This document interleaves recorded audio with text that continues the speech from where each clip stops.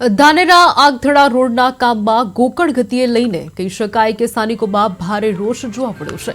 છેલ્લા 2 વર્ષથી અધૂરું અને બિનવ્યવસ્થિત કામ હોવાના કારણે રોડ પર ખાડા અને ધૂળ વધતા રોજબરોજ અકસ્માતો થઈ રહ્યા છે, જેથી વાહન ચાલકો અને રાહદારીઓ પરેશાન છે। અનેક રજૂઆતો અને અગાઉના આંદોલન છતાં કોઈ કાયદેસરની કાર્યવાહી ન થતા આજે સ્થાનિકોએ ફરી રસ્તા રોકો આંદોલન કર્યું અને સરકારને 4 દિવસનું અલ્ટિમેટમ આપ્યું છે।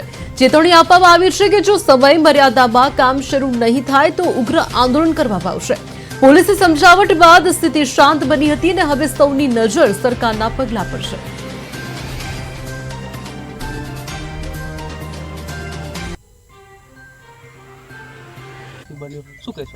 આગથડાથી ધાનેરા જે રોડ છે એ છેલ્લા 2.5 વર્ષથી એનો ખાતમુહૂર્ત થયા અને સમય વીતવા છતાં અમે આ ચોથી વખત અમારે આંદોલન આ કોન્ટ્રાક્ટરની વિરુદ્ધમાં, આ તંત્રની વિરુદ્ધમાં અમારે કરવું પડે છે, કારણ કે એટલી કામની અંદર બેદરકારી કે અજગર ગતિ કરતાં પણ ધીમું કામ અહીંયા ચાલી રહ્યું છે।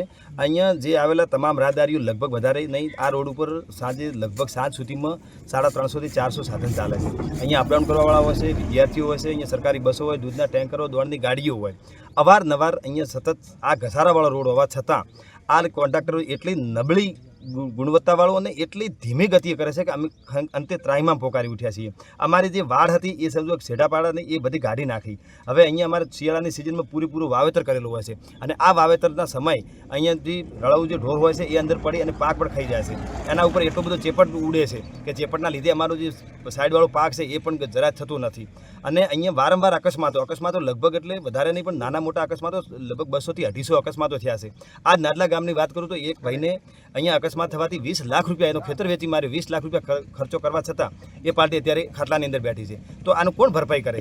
અમે આ કોન્ટ્રાક્ટરથી સતત કંટાળી ગયા છીએ। અમારી તો હવે એક જ અમે આજે અહીંયા બધા ભેગા થયા અને ચર્ચા વિચારણા કરી છે। અમારી હવે એક જ માગણી છે, જે અલ્ટિમેટમ સમજે, અમારી ચેતવણી સમજે। અમે અહીંયા આજથી મંગળવાર સુધીમાં 4 દિવસનો વહીવટીતંત્ર કલેક્ટર સાહેબ સુધી કે આ લોકો અહીંયા આવીને વિઝિટ નહીં કરે તો અમે બુધવારના દિવસે આ રસ્તો દરેક જગ્યાએ બ્લોક કરશું અને એની સંપૂર્ણ જવાબદારી એ તંત્રની રહેશે।